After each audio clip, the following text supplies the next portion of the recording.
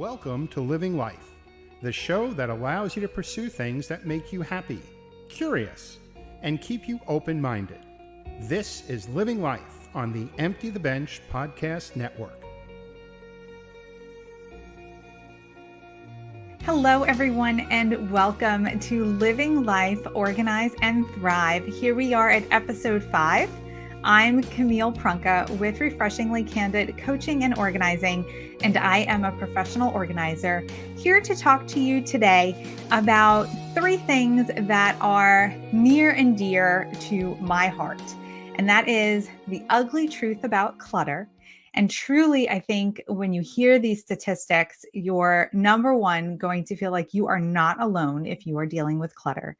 And you're going to realize that it is definitely a larger problem across the United States of America than you have ever really given thought to. And then we're going to talk about some benefits of being organized. Like, what do you get out of it that makes being organized worthwhile? Because let's face it, being organized takes work, and sometimes it's just easier to be disorganized, but not really in the long run. And then because the holiday season is so fastly approaching, I mean, we have, I don't even know how many days till Christmas. I think it's 23 days until Christmas. It is going to be a fast and furious shopping season. So we're going to be talking about gifting with gratitude today and giving you some ideas on how to gift in a way that is clutter-free, because sometimes people don't need more stuff. So we're going to talk about thoughtful gifting and how that might be helpful for you this holiday season. So again, welcome. I'm so glad that you've taken the time to join me. And I want to tell you how we can connect in case you would like more information on decluttering, organizing, or a little bit more about what it is to live an organized life. So you can reach out to me at my website and take a look at more information on my blog about getting organized. And that can all be found at refreshinglycandid.com. And I am also on Facebook. So you could find me there at facebook.com at refreshinglycandid.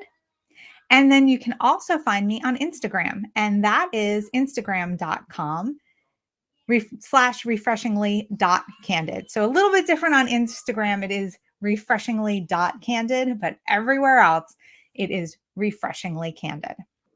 All right. So without further ado, let's get into the stats about the ugly truth about clutter. So did you know that the average American household has over 300,000 items in it? And yes, you're going to say, like, are you counting every single paper clip I have and every pen and pencil? Well, maybe not every single paper clip that you might have in a cup, but your cup of paper clips absolutely counts. And yes, every single pencil counts because you have to maintain a pencil. It needs to be sharpened. It needs to have an eraser attached, or it needs to have one that you can use with it. So the thing that's so mind-boggling about this statistic is not just the sheer volume of things we have in our homes, but the fact that we have to maintain them. And maintaining items takes time, it takes money, and it takes energy. So we are putting all of our good time, money, and energy into the 300,000 items that we have just in our homes. That is not talking about storage space. So if you have a storage space, you have even more stuff than the 300,000 items. So just think about that. And I tell people this all the time when I talk about clutter. Do you want to spend your life as the CEO of your life, the chief executive officer of your life? Or do you want to be the chief stuff manager, where all you do is manage stuff? No, you want to have experiences. You want to be able to really take charge of your life and do meaningful work and have meaningful relationships. And if you are the, middle manager that's managing stuff, you're not having that sort of lifestyle. So keep that in mind. Look around your house and be like, there's 300,000 items in here that I must maintain. It's a lot. So let's let's get to one of the stats where you can feel like you are not alone. So, 1 in 4 Americans experiences a challenge with clutter, meaning that they know they have too much stuff, but they don't quite know what to get rid of or how to get rid of it. They can't discriminate between the things that are actual clutter and are useful in their life. So if you walk into a room and you see a pile of things or a selection of items and you don't know where to put them, like you don't know what closet to store them in, you don't really use them, they just kind of hang out there, like, you are not the only person who's going through this. 1 in 4 Americans are experiencing the same issue that you are. It is a common problem. So think about how it might be necessary for you to call in someone to help you with that situation, and that there are a lot of people who are doing the same thing. All right. So this one I found extremely interesting because I grew up in a pretty large sized home in the 80s. But since the 70s, the average size of the American home has tripled. Tripled. So and the reason this spoke so much to me was when I first met my husband, he took me to New York and his grandmother lived in Brooklyn in their original home. And it was an apartment complex. It was an apartment house, a 3-story apartment house. Each floor was its own apartment. And my husband's grandmother had 4 children in this 2-bedroom, little tiny apartment, and they never complained about not having space. And my husband would go there all the time as a child, and he would hang out with his brother and sister. So they were a family of 3, and they would be in this apartment with grandma and grandpa. And like nobody really complained about an issue of having space. Now, if you talked about having 6 people in a tiny little 2-bedroom apartment, the first thing you'd say is, oh, wow, it must be really cramped. And that's because they had a different level of stuff than we have today. Today, things are more accessible with the internet. It's easier to buy things. And we live a much more schedule driven lifestyle, which requires stuff. Kids don't go outside and just play, they're involved in lots of activities. So if your child plays 3 sports and a musical instrument, you have to store 3 sports worth of equipment and a musical instrument. That's a lot more stuff than they used to have when the kids would just go outside and play with the other neighborhood kids. It is a lifestyle change. And that lifestyle change is reflected in the size of the home that we live in. So it's the homes are getting bigger, the stuff is getting more, and the lifestyle is constantly evolving. And sometimes you have to take a step back and realize, do I have enough space in my life to maintain the lifestyle that I want to live?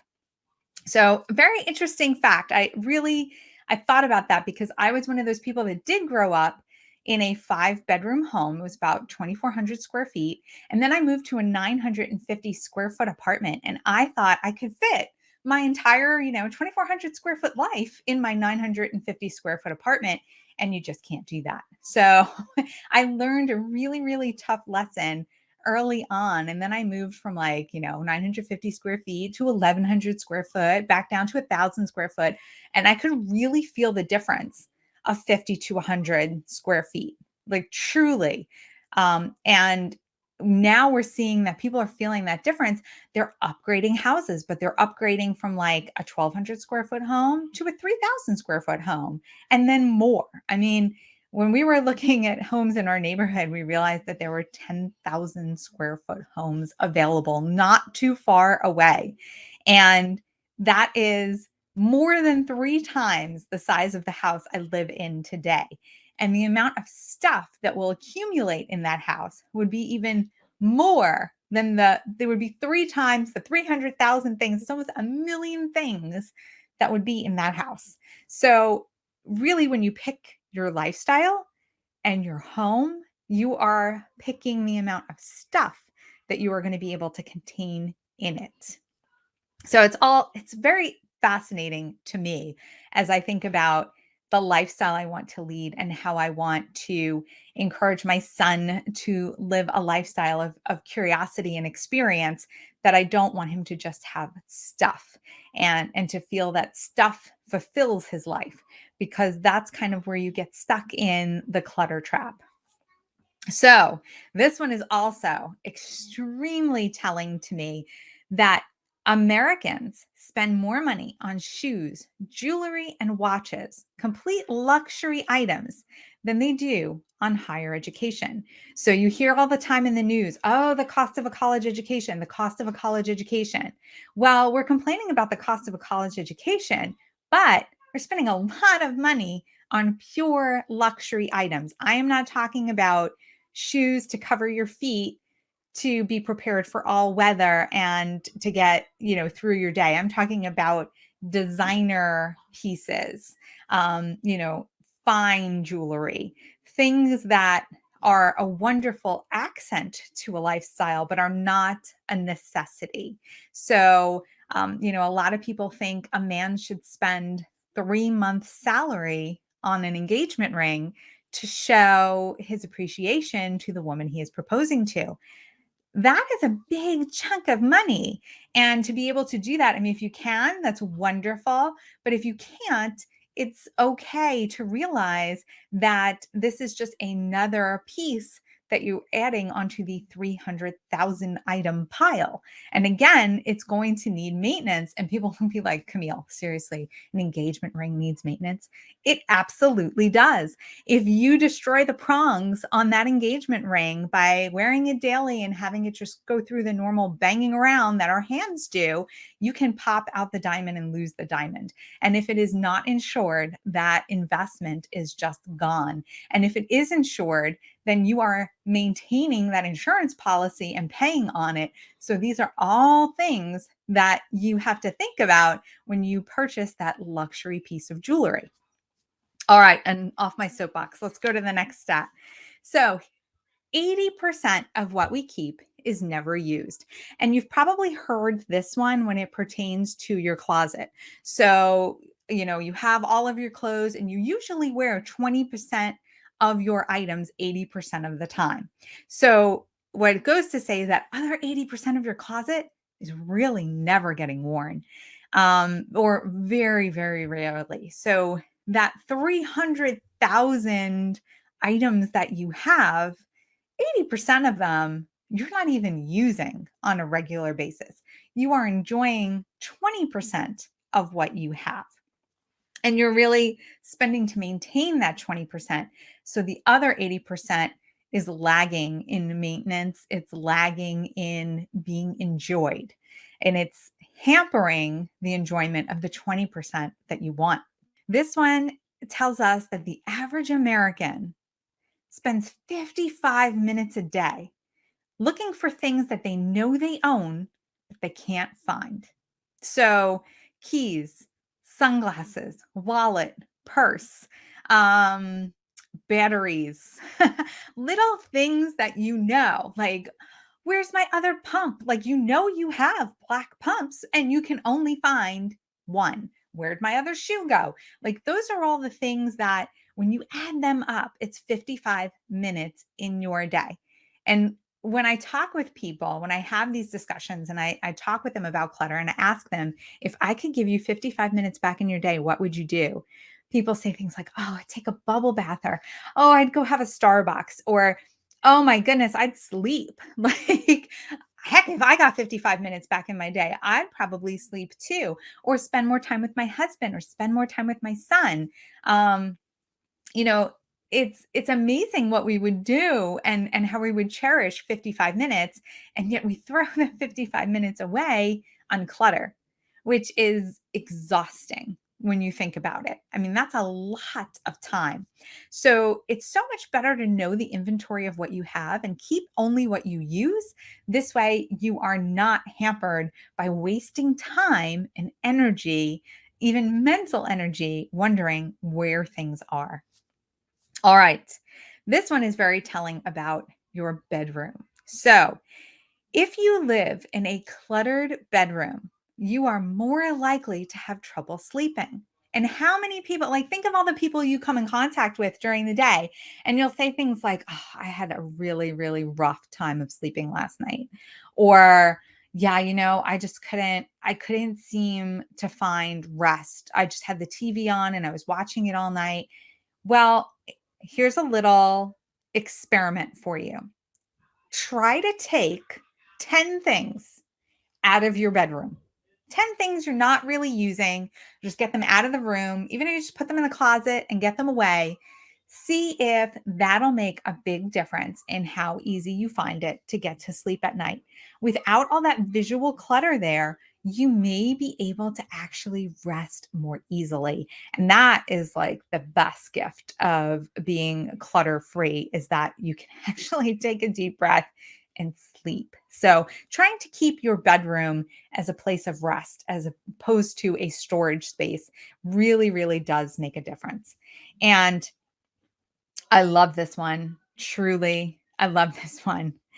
But a woman's stress level is directly proportionate to the amount of stuff in her home. And this is an actual study, and I'm going to try to post all the sources for all of these facts, because you're probably wondering, like, okay, she's a professional organizer, of course she's going to say these things because she wants to be employed. No, these are actually statistics that were scientifically found. So I'm going to, in the show notes, try to link to all the sources for these stats for you. But yes, I mean, how many times do we as women say, like, oh, I'm stressed out, so stressed out, I have so many things to do, like, I don't want to go home and clean? Well, yeah, because you've got all this stuff you're managing. You are a stuff manager.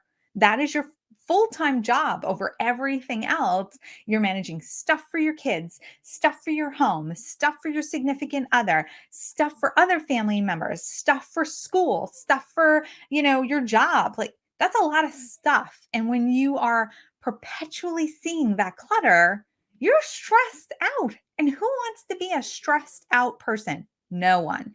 And for women who are very emotionally attached to being able to achieve being it all, that's what I call it, being it all, being a great business person, being this take charge woman, being this high power, motivated mom, when you have all this stuff that's begging for your time and energy, of course you're going to be stressed. Of course you're going to snap.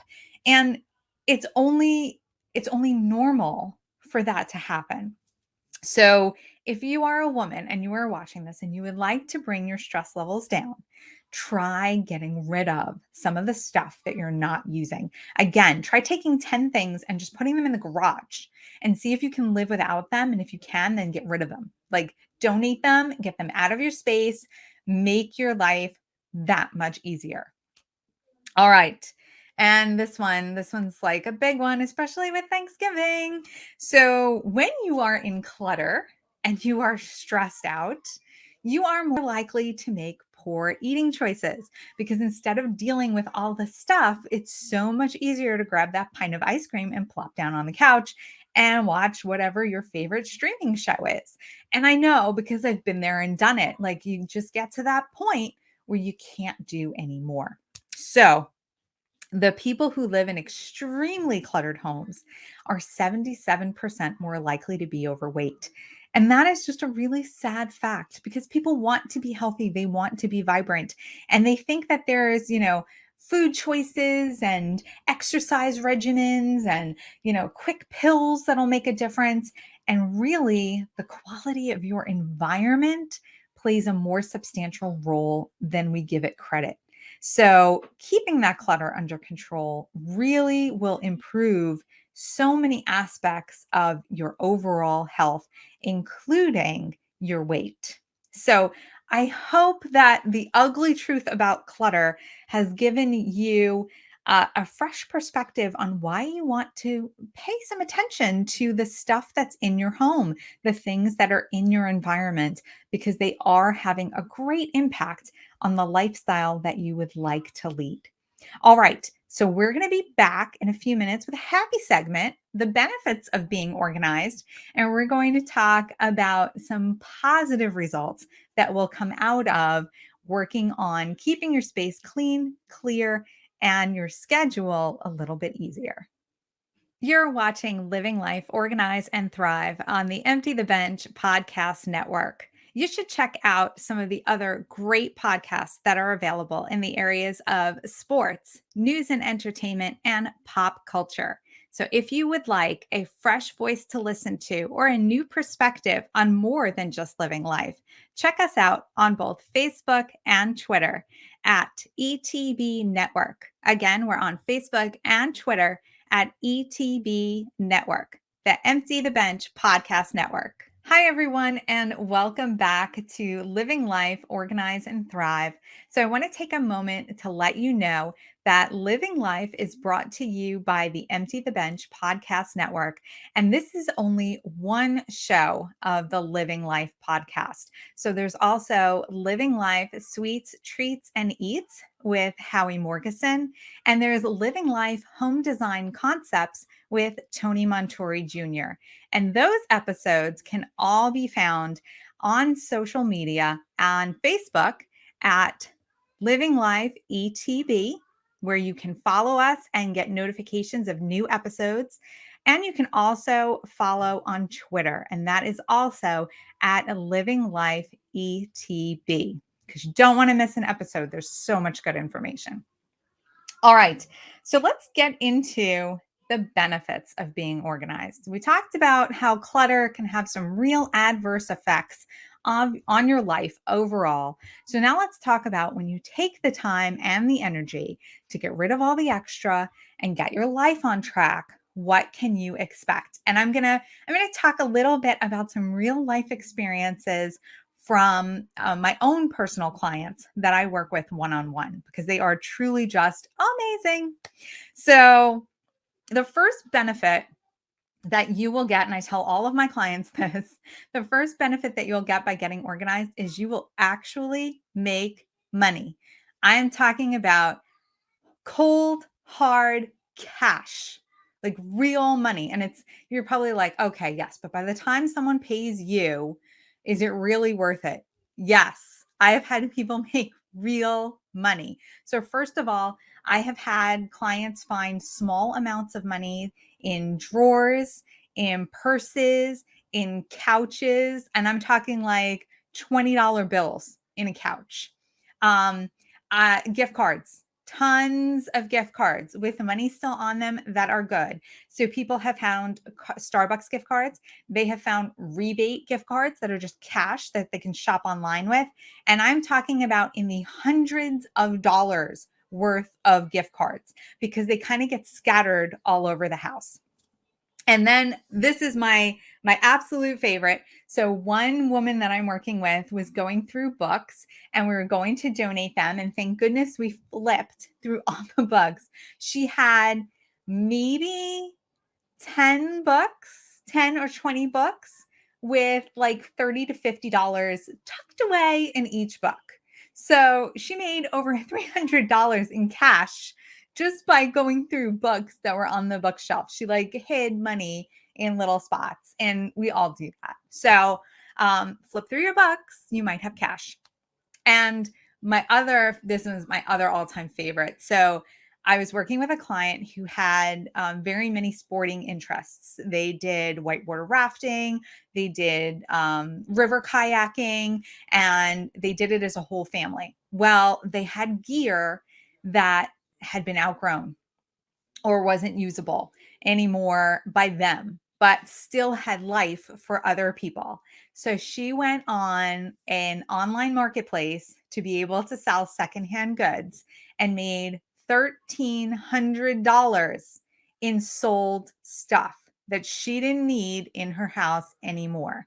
So she exchanged that space and that maintenance for $1,300. So this is not like, oh yeah, you'll find some spare change. Like, if you are willing to sell things and part with the things that you're not using, and do it in a way that is going to be easy for you, like the secondhand website was an easy way for her to facilitate the sale of these items. It was not tricky. People came, they picked things up, they paid in advance through Venmo. In her Venmo account, she had $1,300 when all was said and done. So I truly encourage you to look at your clutter and think, what can it bring me back in a return? And I always joke with a client, and when we start our first session, I'm like, we're going to find some money today. And oh, this was another wild one. So I worked with a client who sold Tupperware like 5 years before we started working together. And we found her old Tupperware party files. And she was about to throw them, just take the files from the parties and throw them all away. And if you've ever done any kind of like direct selling thing, it's usually just a tracking of who ordered what at what party and contact informations about who at the party wanted to throw another party. So she really didn't think there was anything of value there because she hadn't sold Tupperware in a really, really long time. But I said to her, you know what? Just take a second and flip through everything. This way you can really confidently make sure that there's nothing in those folders that would be of value. Because she also had like kids' keepsakes and things that we were finding. And I didn't want her to throw away like artwork that her child had created and somehow got stuck in the Tupperware folder. Well, she started opening these folders and there was cash in every single folder. Whoever paid her cash at the party, the cash was still in the folder from the sale of those items. So all that money that she had declared 5 years ago in sales was just sitting there. So she went home with like a wallet full of cash by the time we were done decluttering her workspace. So all of these cool things happen when you take the time to really look through the stuff that you have and remember where you put things. You will find money when you declutter. All right. The other thing that I tell people all the time is you're going to cut your expenses. People are like, okay, seriously, like my house, heating bill is going to remain the same. It's going to be the same to air condition. Like the electricity is going to be the same. There's no way you're really going to cut my bills, but there are ways that you're going to cut your bills. So usually when you are a clutter bug, you don't pay bills on time. So you end up racking up late fees and interest charges. And that doesn't happen when you're in an organized system and you're making sure that you're paying your bills on time. So the other thing is that when you have less stuff in your home, you don't need to maintain it as much. So if you have less furniture, if you have less sporting equipment, if you have less holiday decorations, think about Christmas lights. Think about how many times we put up Christmas lights. We buy them, we put them up, and then we put them away. And then we go to plug them in the next year and only half the strand works.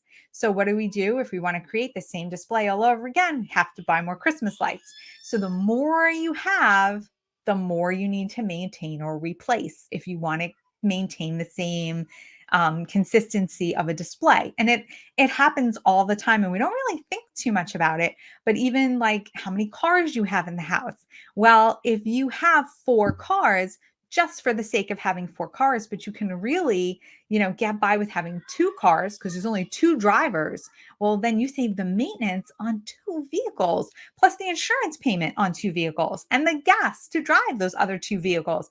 That's a lot of money. So cutting back on the things that you really aren't using saves you in expense. And the big one is if you have a storage unit to keep your stuff in because you can't fit it in your house. Storage is expensive. It can be $100+ a month, depending on the size of the unit and the location that you live in. Because if it is a place where storage is needed and available, you're going to be paying a premium for it. And I watch these big storage units, go up all over town. I mean, we've got 2 or 3 right by my house, and they're not cheap. So if you want to put like $1,200 back in your pocket a year, getting rid of your storage unit and keeping just what fits in your space may really be a cost-effective solution for you. All right, so let's talk about a benefit that doesn't have to do with money because everything I talked about had to do with money. And that is increasing your productivity. So just with what we talked about in the ugly truth of clutter. So if you do not have this ton of clutter and you are able to quickly find the things you need when you need them, there's 55 minutes a day to be more productive in, even if it's productive in sleep.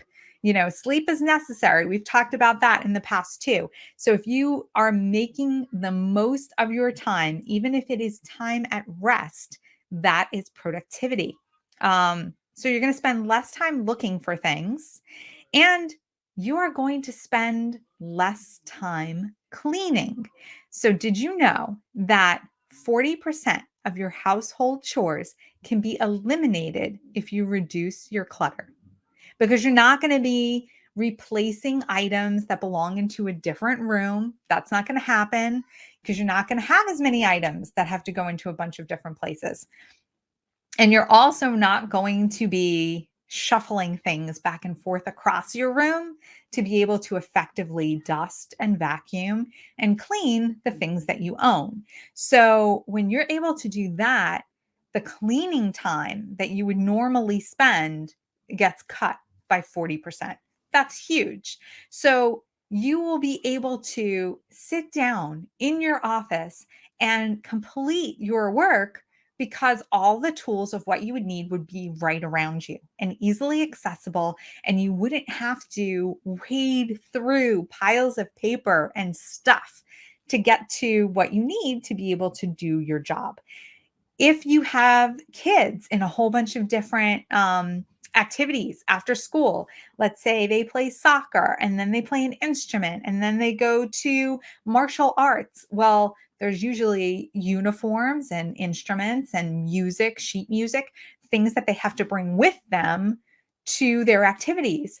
If that's all neatly laid out day by day, so you can just grab it and go, you are not going to have to start preparing for leaving the house 45 minutes in advance. So this way you can find the uniform, you get your child into the uniform, make sure that they have their sheet music, get them in the car. Like all of that's eliminated. It's go get your Tuesday bag and we go. Like that's huge, huge productivity booster because you now have time to do other things that are on your list. Even if it's a 10-minute phone call that you can check off your list and move on with your day, you will be able to say, okay, I've gotten something done, as opposed to having to constantly use time to prepare and then limit your productivity. So I hope that those three things, and I've got more, and we'll go through them as we do more and more episodes, but I hope those three things give you a real idea of why being clutter-free is so important and why you should invest the time and energy into maintaining a streamlined and efficient space that you live and work in. All right, we are going to take a quick break, and when we come back, we're going to talk about thoughtful gifting with gratitude for the holidays. Hey there, I'm Howie Morgeson on Living Life, Sweets, Treats, and Eats on the Empty the Bench podcast network. It's all about food, and food for the family, tradition, and holidays. We'll show you how to make simple foods where you can share with family and friends. So join us on the podcast. To find out more about the ETB network, you can find us on social media, and Twitter and Facebook on @ETB Network, where you'll find information about pop culture, sports, entertainment, food, and much more. So I look forward to seeing you on the next Sweets, Treats, and Eats. Welcome back, everyone. And I hope that you're enjoying this episode of Living Life, Organize, and Thrive. As I said, you can always reach out to us and let us know what you'd like us to cover on this show. So if you have questions or a topic that you would like us to be able to dive into that has to do with what living an organized life is all about, we are happy to do that. Reach out to us via email. And I get them all. You can reach me at hello@refreshinglykandid.com. Again, show ideas, questions about things you see here. If you don't want to post them in the public comments, you can always reach me via email, and I am happy to be able to answer questions and fit your topics into the show. All right, let's talk about giving gifts. So I I like to give gifts. I like to give gifts a lot. I'm definitely the the Santa of the family because we celebrate Christmas, but I do have family members who celebrate Hanukkah as well. And gift giving is really just an integral part of showing gratitude for each other during this time. Like it's like you get a birthday gift and that's to commemorate you being a special member of everyone's life and being a special light in this world. And then there's this time of year where you get a gift to show love and appreciation just for being you, which is like everything that gift giving is supposed to be. So most people are like, oh, I never know what to buy. And I don't want to get people just something to have in their house that they're probably not going to like. And sometimes, as much as we may love someone, it might be really, really difficult to buy for them. Like they might be the kind of person who just doesn't have a lot of stuff, has no interest in having a lot of stuff, and is very picky about what they like in their space. And that's okay. I mean, I have those people in my family too, and sometimes I'm even called that person by my family. So I can appreciate what it's like to have to be the gift giver at this time of year and just sometimes be in this place of I have no idea what to get everyone.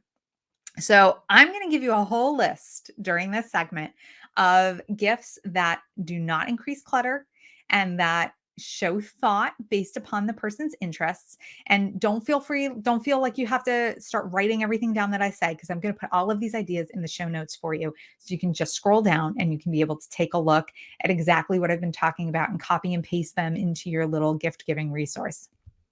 So, before I get into the ideas, I'm going to give you my pro tip about shopping. So, I use an app. I believe it's called Christmas Gifts. It really doesn't matter what app you use, but it is a gift tracker. And what I love about it is I have stored in there everything I have given people for the past 4 years. So I'm not making any duplicates. And I know what the big hits were in case they really like something and then told me, "Oh, I loved that cooking oil you gave me, and I've actually gone and bought more because now I know like I've kind of hit on something that they enjoy. They enjoy cooking, and now I can give them a gift that kind of relates to that, but in a different way." So, or if I never hear anything about the I don't know the wind chimes that I gave someone, I know that wind chimes might not be the best thing for the another gift later on down the line. But I love being able to track exactly what I've given people. So even if it's a gift card, I know I gave them this store last year, so maybe I'll give them this store this year. So I highly suggest, if you haven't used a gift tracker in the past, find one that's simple and fun to use that will store your information if you're interested in doing it. So this way you always have a record of what you've given as gifts for the holidays. All right. Let's talk about what can you give that is clutter-free. And it's really difficult with the state of the world today in the pandemic, because one of the easiest things that people would say to do is, well, how about like concert tickets or a weekend away, like a night at a bed and breakfast that's not too far from home. And while those were all really easy things to do in the past, COVID has kind of changed the temperature of that. But there are still experiences and events that you can give people access to. And a lot of that could be online. So there are online performances, there are online seminars, classes, lectures that might really be of interest to someone in your family. If they have a particular artist that they enjoy, or if they have a particular author that they enjoy reading, they might want to attend a lecture series online, or a special event that is centered on that artist's work that is happening online. Or they might want to learn something new. They might have expressed an interest in doing yoga, and it would be great to get them a series of yoga classes that they can participate with, in online. So those are all wonderful gift opportunities if you are looking for ways to give an experience and keep in mind that the pandemic is still an evolving situation. So, another wonderful thing you can do, and I always laugh when I say this, is get people a membership to something that they're interested in and not the Jelly of the Month Club. So, if you've watched National Lampoon's Christmas Vacation, you will know what I'm talking about. The Jelly of the Month Club was not well received. And that's kind of not what I'm talking about unless your gift receiver is a huge fan of jelly. But there are so many different subscriptions that you can get now. There are subscription boxes, there are wine memberships, there are coffee, tea, and snack memberships, things that will allow people to try something different in an area that they really like. So think about that, and it really is the gift that keeps on giving. I mean, I when I say this, I kind of laugh because I know that it sounds just like the segment where Clark Griswold gets the Jelly of the Month Club, but it actually can be a really nice and thoughtful gift if it is something that the person already has expressed an interest in or already has, expressed a desire to want more of in their life. Subscription boxes are great. So if you know an expecting mom, there's a lot of fun subscription boxes for people who are awaiting the arrival of a little one. And there's also wonderful subscription boxes for workouts and beauty products. So if you have the adventurous, teen in your family who watches YouTubers put on makeup and would love to try different products, this is the kind of box that would be really interesting for them. Streaming services. So who doesn't have Netflix, Hulu, Amazon Prime? There's so many different streaming services and they come at a premium. So if you know someone has Netflix and talks about loving their favorite show on Netflix, why not get them a couple of months or a year subscription to Netflix for Christmas? It saves them money for what they want to do, and it allows them to continue using something that they love without putting anything new in their house. Meditation apps. I love this one. So if you know someone who wants to start to put aside the time to meditate and explore having a calmer peace in their life, get them a year subscription to a meditation app. It could really be just what they need to kickstart off that resolution. And digital magazine subscriptions. So I have a few magazines that I love, and I now subscribe to them digitally. So this way I don't have issues and issues of magazines all over the house, and I can still enjoy all of my favorite articles and information about the interests that I like. So it makes a great gift if you know someone who might be into automobiles. You want to get them a subscription to an auto magazine.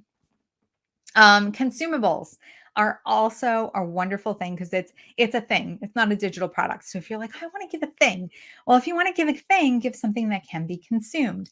So I love coffee baskets, tea baskets, and you can be creative. You could put cute little tea baskets or a scone mix in with a variety of teas, and it makes a wonderful gift. And you don't even need a basket. You can put it in a really pretty bag or on a really pretty plate and give it that way. And that way it's everything that is usable in the future. Snacks. There are so many different types of fun snacks, and you could theme it for a movie night. So you could give a digital download of a movie or a subscription to a streaming service and some snacks. And who doesn't like snacks? I mean, it's a great gift.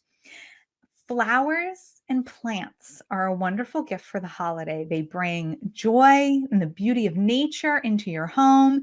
And again, not a lot of clutter. It's something that you can enjoy using again and again and again. Home cooking. That's another great example. Who doesn't love like grandma's favorite cookies that she used to make? And if you don't have a favorite recipe, you can check out a new recipe on Living Life, Sweets, Eats, and Treats, and you can make them and give them to your family and friends. So don't underestimate the value of a good home cooked meal. All right. I'm going to go really quickly through some really fun, practical things that people might enjoy for the holidays. So, salons and restaurants, you can support local businesses and give people a night or a spa day and a night at a restaurant. And that will allow them to get some much needed R&R after the holidays. You could also do local coffee shops and grocery stores. So sometimes there's little specialty grocery stores that would be fun to explore with a gift card. And then my favorite gift card to receive, especially this year, is a gas card. So no one wants to pay to fill up their gas tank. We feel like we spend way too much money on that. So give someone the gift of a tank of gas and give them a gas card for Christmas or Hanukkah or whatever holiday it is that you're celebrating, and let them know that they can save some of their hard-earned cash for something that they love instead of pumping it straight into their gas tank. All right, that's just some of the great items that I have for gifting. I'm going to put more in the notes, and that way you'll be able to dive in and see what suits the members of your family or what you might want to gift to yourself. Because remember, you deserve a gift for the holiday too. And it's okay to give yourself a present every once in a while. As a matter of fact, it's really good for your health. So, I really thank you for joining me today for this episode of Living Life, Organize, and Thrive. Again, you can reach me through my website, which is refreshinglykcandid.com. You can also reach me directly through Facebook. It's facebook.com/refreshinglykcandid. There you can see all of our posts about what's coming up and what's going to help you stay organized as we go through this holiday season. And I'm also on Instagram at instagram.com/refreshingly.candid. And always thank you to the Empty the Bench Podcast Network for bringing Living Life to you. We really enjoy working with them. They are a wonderful production house. And if you want to connect with them and find more episodes of Living Life, you can do that on Facebook. It's at Living Life ETB, and also on Twitter at Living Life ETB. So we hope that you will check out some of the other podcasts that are available through the Empty the Bench Podcast Network. Lots on sports, pop culture, and the news.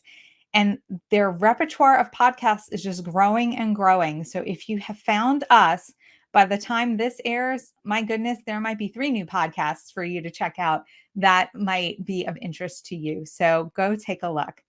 I thank you all so much for joining me. When we come back, it's going to be January 2022. And whew, oh boy, are we going to have to buckle our seatbelts, because it is going to be one wild ride this coming year. I feel it. I just feel it. So I want to help you get prepared. So we're going to talk about ways that you can make your resolutions stick this year. What can you do that's different, that's really going to make your resolutions be a success and make them work for you? That's one of the things we're going to talk about. We're also going to get into some of the nuts and bolts of the decluttering process. So if you've thought that maybe your space could use a refresh and you need to get rid of some of the tired things that could be useful to someone else but aren't really useful to you anymore, then we're going to go step by step through my decluttering methodology. It's so simple and so easy. You're going to love it. We're going to go through with some detailed instructions. All right, everybody. Thank you so much for taking the time to join me. I'm Camille Prunka with Refreshingly Candid Coaching and Organizing, and I can't wait to see you on the next episode of Living Life, Organize, and Thrive.